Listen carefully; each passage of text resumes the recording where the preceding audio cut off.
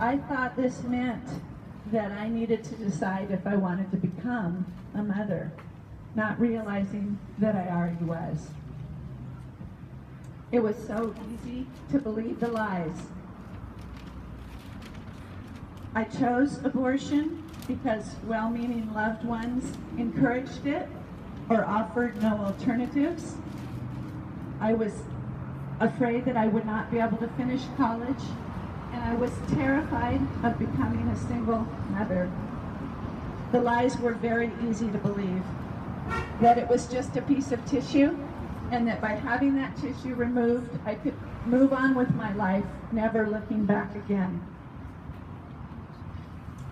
Everything and nearly everyone was pointing towards abortion.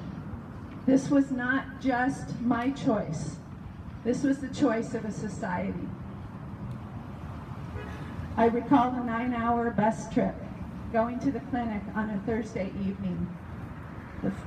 My boyfriend standing at the counter handing over $200.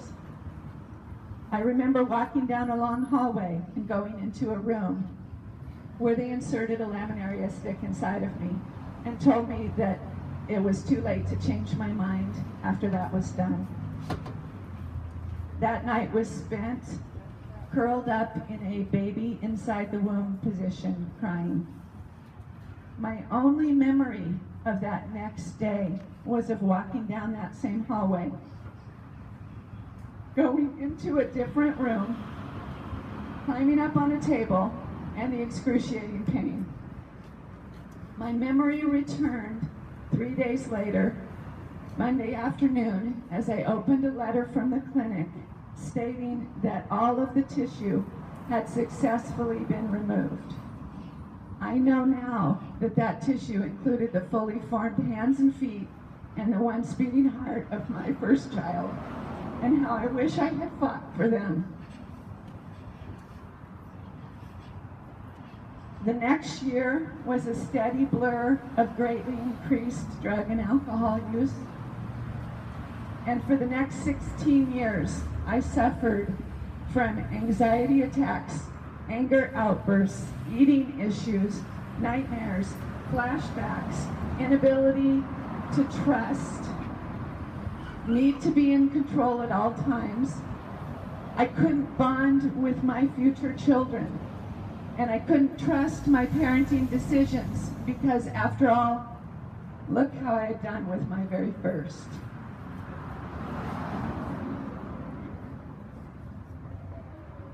My marriage was quickly falling apart, and ironically, I was fast on my way to becoming a single mother of 4.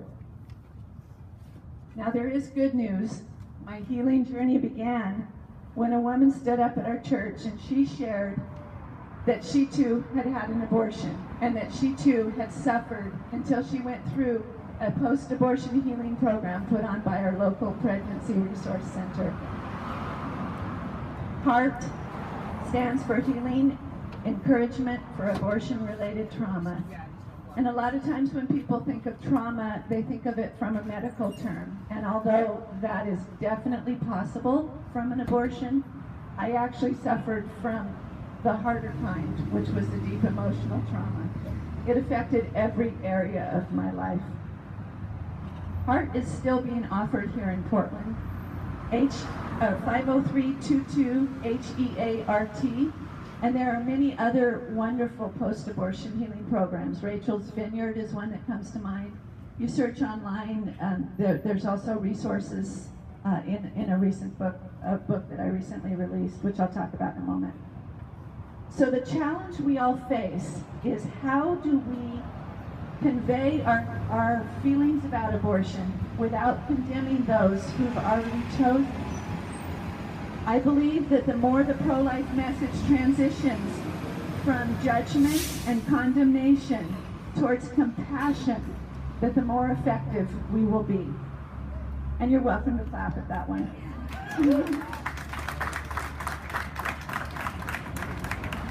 You see, it not only needs to be about the very important work of saving the babies, it needs to include reaching out to the people who have already made the choice the people who are involved in actually the act of abortion, and the people who are providing abortions, the people who are deceived, just like some of us were in the past, in believing that it actually is health care.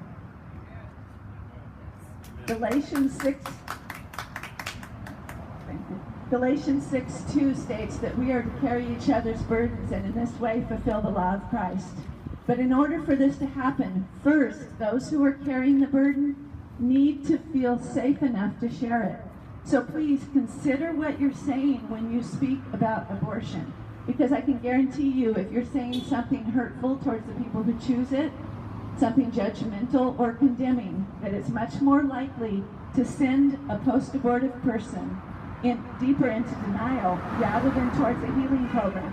And those healing programs are what's needed, because it's the voices of those who have been there that are more likely to be listened to by those who are considering it. I'm here today representing Silent No More. It is a worldwide organization, and Silent No More addresses abortion by sharing personal testimonies that touch hearts. Evidence of the damage that abortion causes men, women, and families will help persuade society that when a woman faces an unexpected pregnancy, that she deserves better than abortion.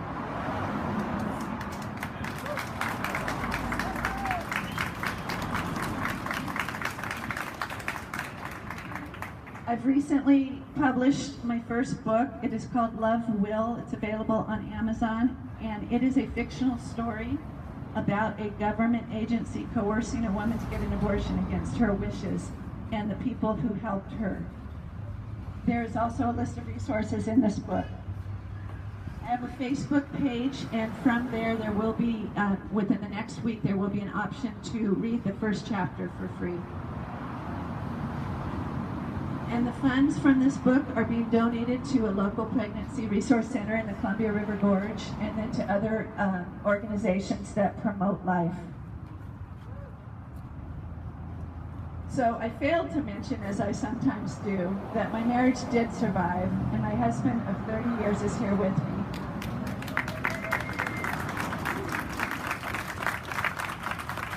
I especially want to thank the men that are here. Your voices are so greatly needed.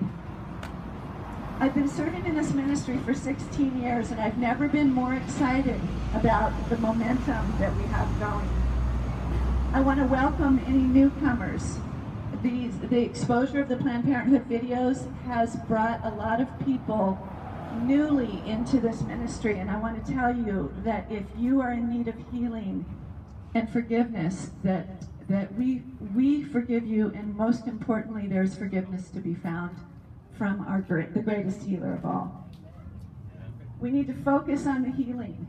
As more and more people, more and more of the walking wounded come out of the woodwork and find healing, they are speaking out, and it is definitely making a difference.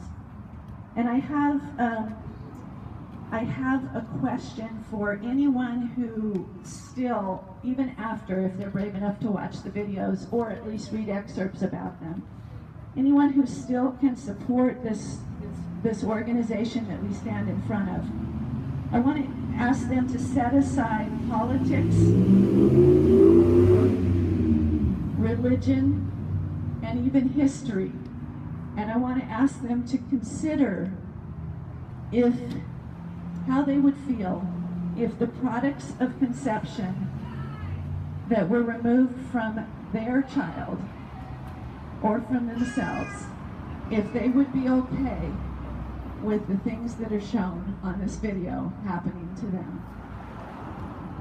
I've heard it said that when people like myself speak at events like this, that we are being exploited, and I can definitely assure you that I'm not being exploited here. We are exploited, however, when we are encouraged, coerced, and sometimes even dragged into clinics like this one. And we are exploited when we are told that the choice of abortion is no big deal, and then we're left to suffer alone with the consequences of it. And we are exploited when we are told that it is just a piece of tissue that's being removed, when it is actually hearts, lungs, thymuses, and brains of our children, to be treated like a line item for profit. Thank you.